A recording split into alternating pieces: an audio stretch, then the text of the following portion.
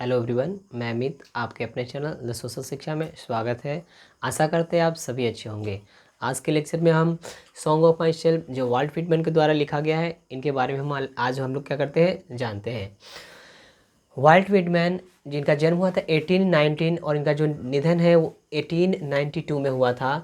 The people's poet is perhaps the most individualistic literary figure that America has ever produced. बता रहा है क्या, जो वाल्ट व्हिटमैन इनका जो जन्म हुआ था 1819 और इनका जो निधन हुआ था वो 1892 में हुआ था। और ये पीपल्स पोइट के नाम से क्या किए जाते थे, जाने जाते थे अमेरिका में। He began working as a carpenter before his 12th birthday. और ये कारपेंटर का काम किए थे वो जब इनका 12वां बर्थडे हुआ था। इससे पहले इन्होंने क्या किया था, कारपेंटर का भी जो बढ़ई होता है वो उनका भी काम किया था इन्होंने।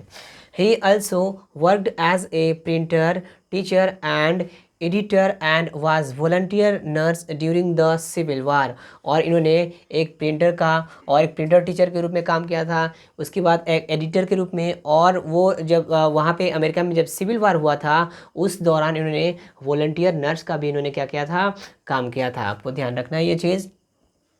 Whiteman's poetry, all of which is collected in Lips of Grass, is known for its free rhythms and lack of rhyme।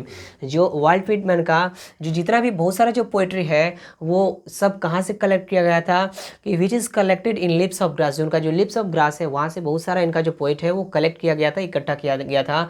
और जो पोइट सब है, जो पोएम सब है वो जाना जाता था फ्री रिदम्स और उसमें लैक ऑफ क्या था, राइम था। Whiteman first published it at his own expense in 1855। और जो वाल्ट व्हिटमैन वो जो पोएम पब्लिश करते थे वो अपने एक्सपेंस पे पहली बार 1855 में क्या किए थे, वो पोएम पब्लिश किए थे। आपको याद रखना, यहाँ पे बता रहा है क्या कि Whitman first published it at his own expense इन 1855। अगर आपसे पूछा जाएगा कि ये वो अपने एक्सपेंस पे, ओन एक्सपेंस पे कब पब्लिश किए थे, तो आपको याद रखना है 1855 में। इन 1881 आफ्टर मेनी एडिशंस, 1881 में बहुत सारे एडिशंस के बाद lips of grass finally found a publishers. और 1881 में जब बहुत सारा उन्होंने क्या किया था, एडिशन कर दिया था, उसके बाद क्या हुआ था, जो लिप्स ऑफ ग्रास जो फाइनली है अंततः वो उसके लिए एक जो पब्लिशर है वो फाइंड किया गया, मतलब वो मिला। और willing to print it uncensored. और बाद में उन्होंने क्या किया था, जब बहुत दिनों के बाद, बहुत सारे एडिशन के बाद जब उनको एक वो पब्लिशर मिला तो बाद में अनसेंसर्ड को क्या किया गया था, प्रिंट किया गया था।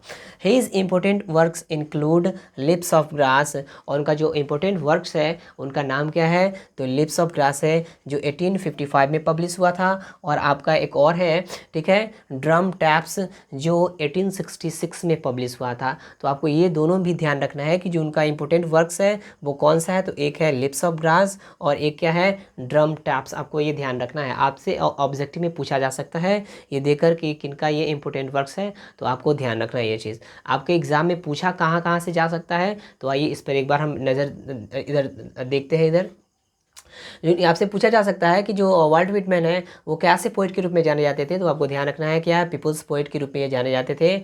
और अमेरिका ने इन्हें प्रोड्यूस किया था, ये अमेरिकन थे।